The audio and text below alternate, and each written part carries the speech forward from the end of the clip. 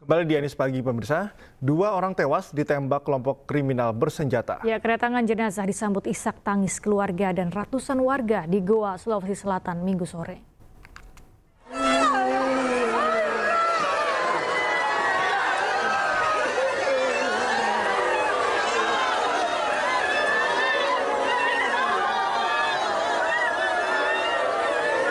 Tangis haru ratusan kerabat pecah saat jenazah Imran 23 tahun yang menjadi korban penembakan kelompok kriminal bersenjata atau KKB tiba di rumah duka di Desa Tinggi Mai, Kabupaten Goa, Sulawesi Selatan.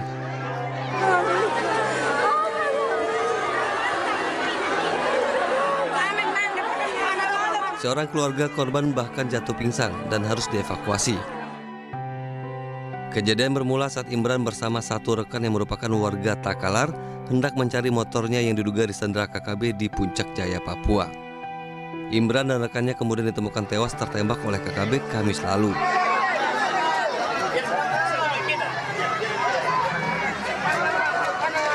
Yang kami dapat setelah koordinasi dengan keluarga korban dan teman-teman dari Papua bahwa kedua korban ini jadi korban dari keganasan KKB. Menurut keluarga, Imran telah merantau ke Papua selama 4 tahun dengan berprofesi sebagai tukang ojek.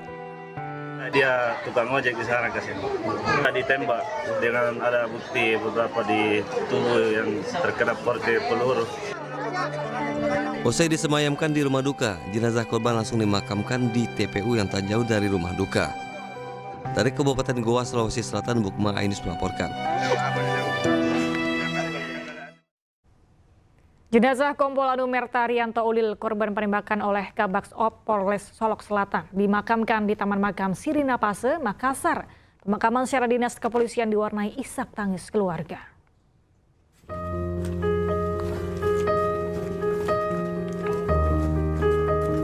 Jenazah almarhum Kompol Anumerta Rianto Ulil dimakamkan di Taman Makam Sirina Pase, Biringkanaya, Makassar, Senin siang. Pangkat Rianto Ulil dinaikkan 1 tingkat menjadi komisaris polisi atau Kompol dari pangkat sebelumnya Ajun Komisaris Polisi atau AKP.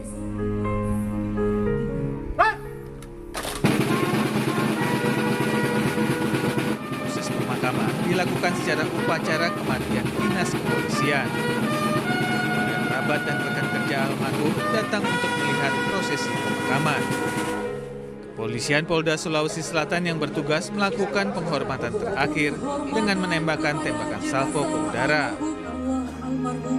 Prosesi pemakaman diwarnai tangis haru keluarga yang tidak menyangka almarhum meninggal dunia dengan cara yang tragis. Ya kan mamanya yang mengandung, melahirkan, lalu membesarkan seorang diri. Tiba-tiba dipanggil dengan cara sakit ya Pak ya. Pak, ini kan pelaku sekarang sudah ditersangkakan Pak. Harapan dari pihak keluarga ini apa Pak? Tentu kita minta ke kepolisian terutama yang juga menegakkan aturan, ya tegakkan aturan dengan baik. Ayo maaf kamu.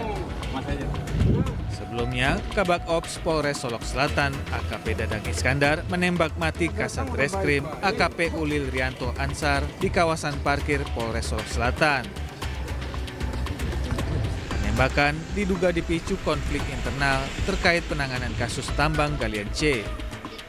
Pasca penembakan, AKP Dadang Iskandar akhirnya menyerahkan diri ke Ditpropam Polda Sumatera Barat. Korban mengalami luka serius di kepala kanan. Korban tewas usai dirawat di Rumah Sakit Bayangkara, Polda Sumatera Barat. Sementara pelaku masih diperiksa intensif guna mengungkap motif penembakan yang diduga dipicu karena korban menindak pelaku tambang galian C di Solok Selatan yang dibackingi pelaku. Tim Liputan iNews melaporkan. Komisi Kepolisian Nasional mendatangi Polda Sumatera Barat untuk mengawal penyidikan kasus polisi tembak polisi yang menewaskan Kasat Reskrim Polres Solok Selatan Kompol Anumerta Rianto Ulil Ansor.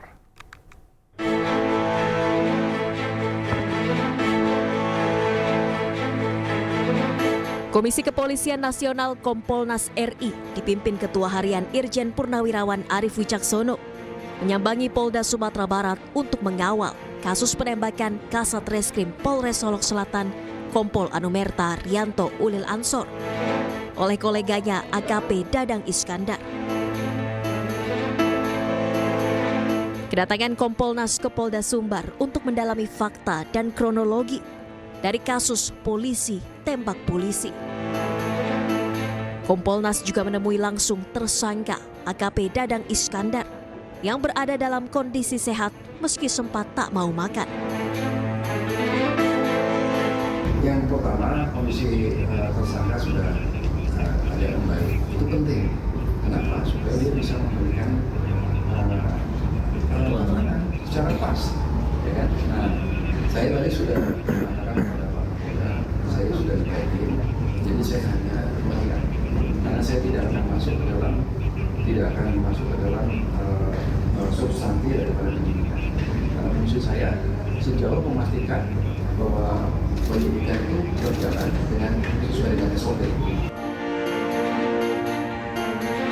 Selain mendatangi Polda Sumbar, Kompolnas juga akan mendatangi TKP penembakan di Polres Solok Selatan untuk investigasi lebih mendalam. Kompolnas berkomitmen untuk memastikan proses hukum dari kasus yang melibatkan aparat penegak hukum ini berjalan transparan dan dapat dipertanggungjawabkan. Dari Padang, Sumatera Barat, Budi Sunandar, iNews melaporkan. Kapolda Sumatera Barat Irjen Pol Suharyono menyebut kepolisian masih mendalami kasus ini. Soal motif kasus yang sebelumnya sudah diungkapkan, Kapolda Sumbar menyebut motif bisa berubah karena penyidik menemukan keterangan berbeda dari saksi yang diperiksa. Kalau yang pertama kemarin saya sampaikan tentang apa yang harus saya ucapkan terkait dengan motif itu nanti biar saja dibuktikan nanti di persidangan.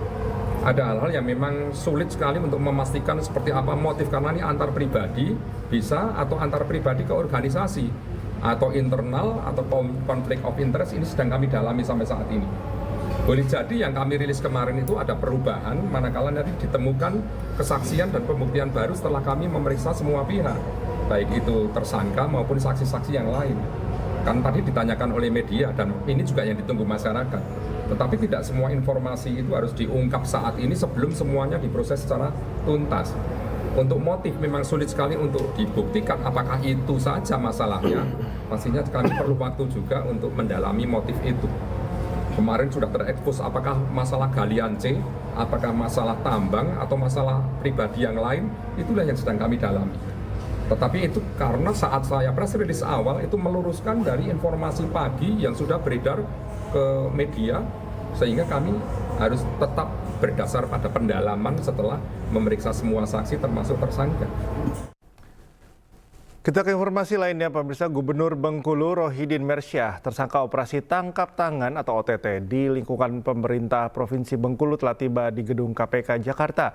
Ia diamankan dalam dugaan kasus gratifikasi berupa pemungutan dana Pilkada 2024.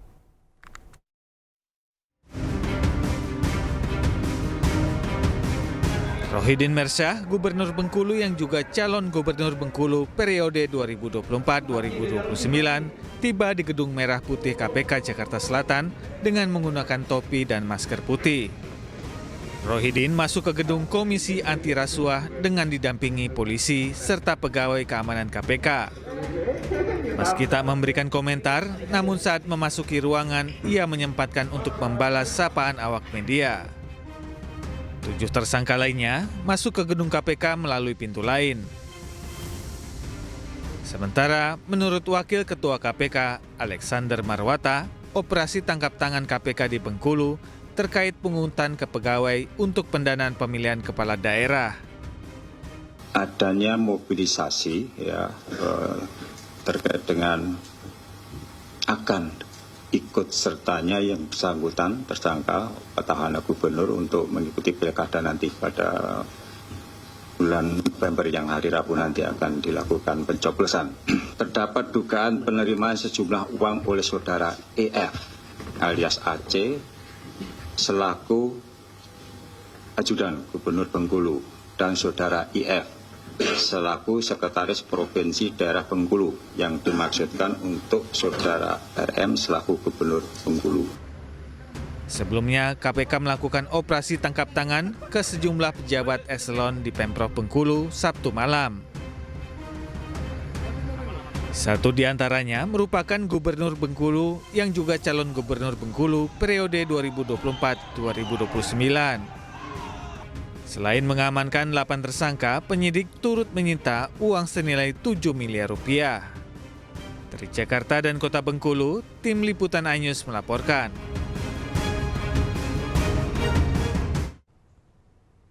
Sebelumnya, salah satu anggota KPK terpilih, Johanis Tanak, saat uji kepatutan dan kelayakan atau fit and proper test di DPR, berencana menghapus OTT di KPK. Namun belakangan diklarifikasi melalui Alex Marwata, Wakil Ketua KPK, operasi tangkap tangan bisa dilakukan KPK atau masyarakat sesuai nomenklatur yang berlaku.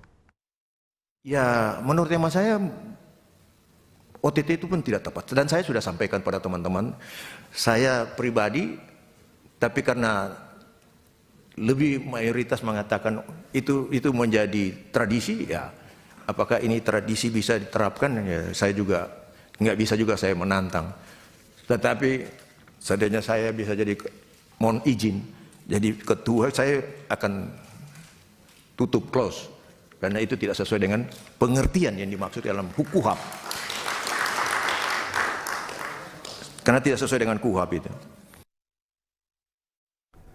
Gubernur Petahana Bengkulu Rohidin Mersyah terjaring OTT KPK. Kericuhan sempat terjadi saat masa pendukung gubernur tersebut mencoba menghentikan mobil yang membawa rombongan Rohidin Mersyah ke bandara.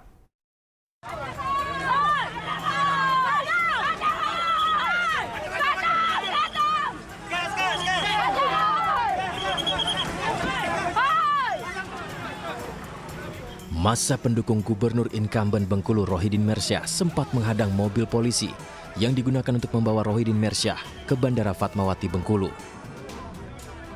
Sebelumnya massa sempat berunjuk rasa di depan Mapolresta Bengkulu menuntut kejelasan penangkapan yang dilakukan oleh penyidik KPK terhadap gubernur dan sejumlah pejabat Bengkulu lainnya. Untuk keamanan Rohidin Mersyah dipindahkan ke mobil inafis polisi menuju bandara. Petugas meminta massa menghormati proses penyelidikan, pemeriksaan yang dilakukan oleh KPK. Seperti biasanya, kalau ada pengamanan, apakah itu pengamanan kejadian atau orang dan sebagainya, tentu diawali dengan proses penyelidikan. Penyelidikan itu ya pemeriksaan dan lain sebagainya. Ya. Nah sama, KPK sama kepolisian, dengan Polri itu sama. Kalau pemeriksaan ya pemeriksaan dulu, ya.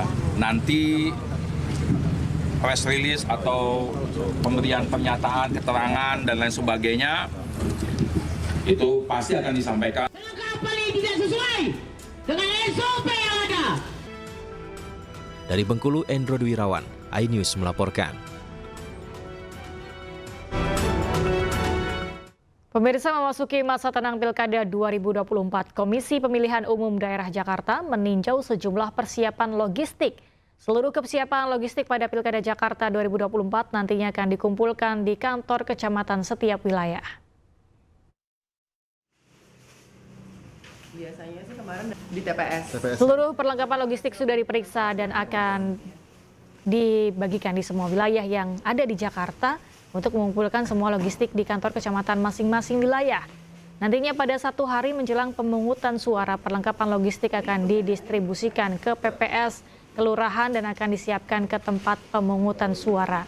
Dengan adanya peninjauan ini, pihak Komisi Pemilihan Umum Daerah Jakarta memastikan seluruh logistik aman dan siap untuk pelaksanaan pemungutan suara di tanggal 27 November 2024.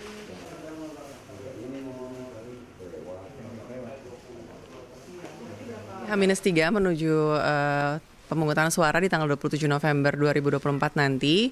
Seluruh logistik pilkada di DKI Jakarta ini posisinya sudah berada di gudang masing-masing kecamatan. Nah, di tiap kecamatan ini nantinya ketika H-1 itu akan didistribusikan kepada PPS di kelurahan yang nantinya akan diturunkan ke TPS masing-masing. Sehingga nanti di H-1 logistik pemilu ini sudah ada di TPS.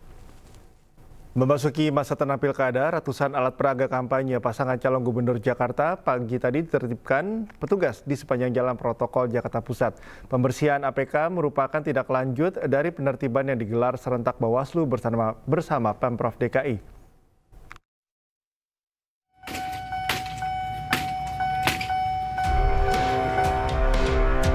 Petugas gabungan dari Satpol PP dan PPSU Kelurahan Menteng melakukan penertiban alat peraga kampanye atau APK yang masih bertebaran di jalan-jalan ibu kota Minggu pagi.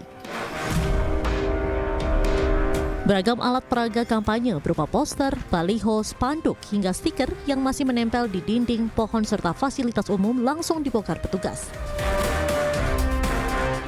Pembersihan ini merupakan lanjutan dari penertiban yang digelar serentak pada Minggu dini hari, mengingat sudah memasuki masa tenang pilkada.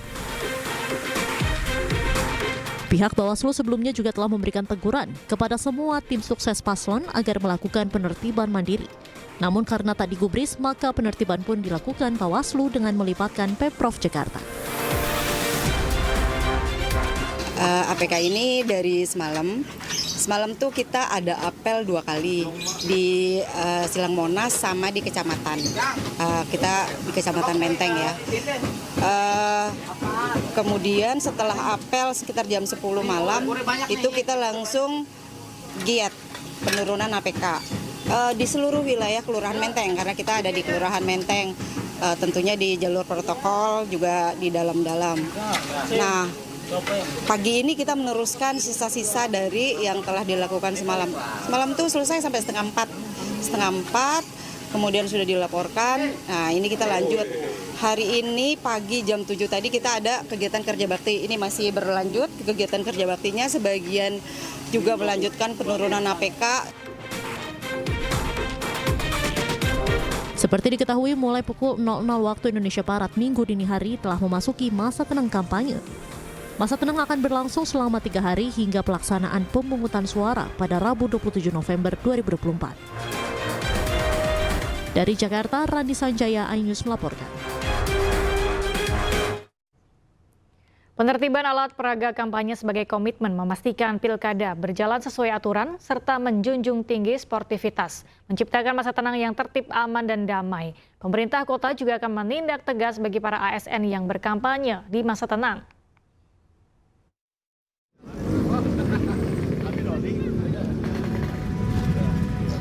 Sejumlah alat peraga kampanye atau APK di sepanjang Jalan Raya Ahmad Yani, Kecamatan Bekasi Selatan, Kota Bekasi, Jawa Barat, mulai diturunkan oleh Bawaslu Kota Bekasi pada Minggu dini hari tadi. Penurunan APK juga dilakukan secara serentak di seluruh kecamatan dan juga kelurahan yang juga melibatkan KPU Kota Bekasi, Satpol PP, Dinas Perhubungan Kota Bekasi, Polres Metro Bekasi, dan juga TNI. Bawaslu Kota Bekasi juga meminta kepada masing-masing calon wali kota dan wakil wali kota Bekasi untuk membantu penurunan APK yang dipasang.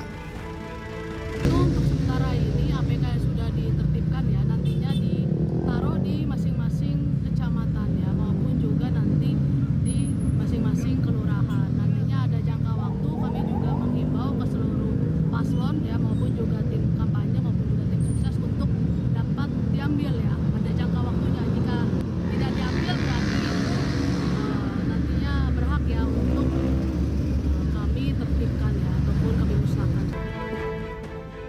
Pemerintah Kota Bekasi juga memastikan akan menindak tegas kepada ASN Kota Bekasi yang melakukan kampanye dan mendukung salah satu paslon di masa tenang. Senantiasa mengingatkan jajaran ASN dan PKK Kota Bekasi ya, jangan sampai ikut politik praktis. Saya tentu kalau tidak ada laporan dari rekan-rekan semua yang tidak tahu, kita juga intensif sudah mengingatkan.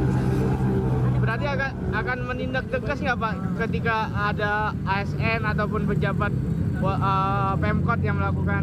Ya pasti kita tindak tegas, apalagi kalau itu sudah rekomendasi.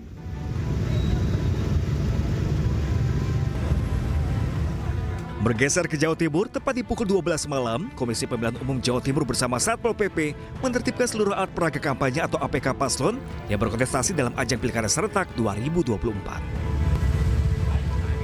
Penertiban mulai dari Jalan Panglima Sudirman menuju Jalan Darmo Surabaya. Tidak hanya petugas KPU dan Satpol PP, penertiban juga dibantu seluruh pendukung masing-masing paslon. Penertiban merupakan bagian dari upaya untuk menciptakan masa tenang yang kondusif menjelang pencoblosan Pilgub Jatim pada 27 November mendatang. Tim Liputan iNews melaporkan. Kekayaan intelektual penting untuk dilindungi secara hukum demi menghindari beragam pelanggaran yang merugikan para pencipta atau pemilik kekayaan intelektual. Dirjen Kekayaan Intelektual Kementerian Hukum menggencarkan edukasi tentang kekayaan intelektual untuk meningkatkan kesadaran masyarakat. Kita dapat hadir di tempat ini dalam acara media gathering.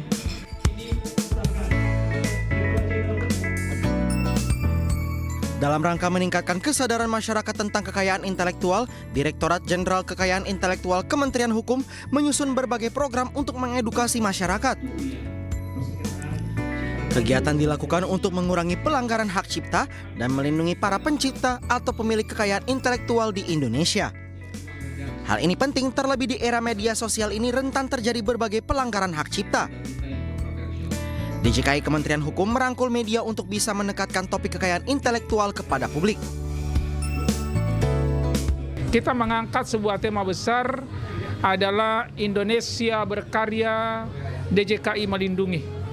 Kurang lebih seperti itu, dan kita akan lakukan kampanye dengan menggunakan segala macam cara atau dengan segala macam media apapun yang akan kita punyai. Kita akan minta juga kepada seluruh penyuluh hukum di Indonesia, kita akan kerjasama dengan BPHN untuk mereka terjun sebagai guru-guru kekayaan intelektual. Ya, dan nanti pada waktunya di tanggal 26 nanti, itu puncak dari peningkatan kekayaan intelektual sedunia, kita akan bikin kegiatan yang lebih menarik pastinya untuk sosialisasi ini. Kekayaan intelektual adalah hak atas hasil olah pikir manusia yang dapat dilindungi secara hukum, diantaranya berupa merek, paten, desain, industri, hak cipta, rahasia dagang, dan lain sebagainya. Dari Jakarta, Hamzah Hasibuan, Indra Purnama, Aulia Syah Ramadan, iNews melaporkan. Pemirsa, PT MNC Asset Management bekerjasama dengan Asosiasi Dana Pensiun Indonesia, Komda Jawa Timur, menggelar Seminar Ekonomi Outlook 2025 di Surabaya, Jawa Timur. Dalam seminar ini, para peserta diberikan literasi dan pemahaman terkait investasi keuangan yang berisiko rendah, yakni reksadana. Seminar Ekonomi Outlook 2025 yang digelar PT MNC Asset Management bekerja sama dengan Asosiasi Dana Pensiun Indonesia Komda 6 Jawa Timur membahas tuntas mengenai tantangan ekonomi nasional tahun 2025. Di tahun depan, Indonesia dihadapkan pada sejumlah tantangan ekonomi, baik di tingkat domestik maupun global. Berbagai tantangan ini membuat aktivitas industri dan pasar domestik tidak menentu, yang ikut berpengaruh pada iklim investasi di dalam negeri. Meski dihantui ketidakpastian, ekonomi Indonesia diprediksi akan tetap stabil di angka pertumbuhan 5%. Tahun 2025 kita tetap harus optimis, tapi tentunya harus dilakukan langkah-langkah yang konkret ya, baik dari kepemimpinan nasional, ya, kemudian provinsi, kabupaten, kota, sampai ke desa, itu bisa untuk menggerakkan ekonomi secara baik. Di tengah tantangan ekonomi yang semakin sulit, PT MNC Asset Management yang merupakan anak usaha PT MNC Capital Indonesia Tbk memberikan edukasi kepada para peserta untuk memilih investasi yang aman, terutama bagi masyarakat yang memasuki usia pensiun. Reksadana menjadi salah satu produk investasi yang minim resiko dan tergolong aman bagi masyarakat yang ingin menginvestasikan dana pensiunnya. Produk reksadana, di mana memang produk kami itu salah satu alternatif yang bisa menjadi alternatif untuk rekan-rekan di institusi dana pensiun ini untuk mengembangkan pengelolaan dananya. Pertumbuhan ekonomi masih pada level 5,1 sehingga kita harus menyesuaikan beberapa anggaran, beberapa portofolio investasi agar target yang disampaikan oleh dana pensiun bisa tercapai. Terselenggaranya kegiatan ini sekaligus untuk memperkuat hubungan kerjasama antara ADPI Komda 6 Jawa Timur dengan MNC Asset Management. Dari Surabaya, Jawa Timur, Hari Tambayong, iNews melaporkan.